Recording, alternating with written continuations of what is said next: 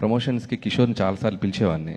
దా కిషోర్, రా కిషోర్, ప్రేమగా, ఆప్యాయంగా, ఒక్కోసారి బాధగా, ఏం కిషోర్ రాబట్ అన్న నాకు ఏం తెలియదన్నా, అన్న నేను కెమెరాల ముందు మాట్లాడలేనన్నా, అన్న నాకు చాలా కన్ఫ్యూజ్ అవుతానన్నా, ఇలా చెప్తుండేవాడు.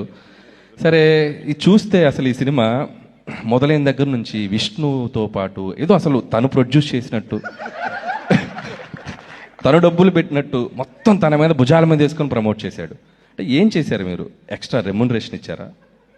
ఎక్స్ట్రా కేర్ తీసుకున్నారా? అంటే ఎలాగండి, విష్ణుది నాకన్నా పెద్ద క్యారెక్టర్ కదా, లేదు కొంచెం తక్కువ ఉన్నా కూడా దీన్ని ఈక్వల్ చేసేద్దాంలే, నువ్వు సెకండ్ హీరో కింద మేము ప్రమోట్ చేస్తాం, నువ్వు వెళ్ళిపో అని చెప్పా. ఓకే, సో అట్లయితే అర్థమైంది కిషోర్, నిన్ను ఎలా తీసుకురావాలంటే ఏ సినిమాకైనా డైరెక్టర్స్ అందరు గుర్తుపెట్టుకోండి, ఒకసారి ఆ రోజు అరవింద్ గారితో ఒక ఫోన్ చేయించి కిషోర్ నువ్వు మోసుకెళ్ళాలి అని చెప్పిద్దాం. Jokes apart, and love you Kishore.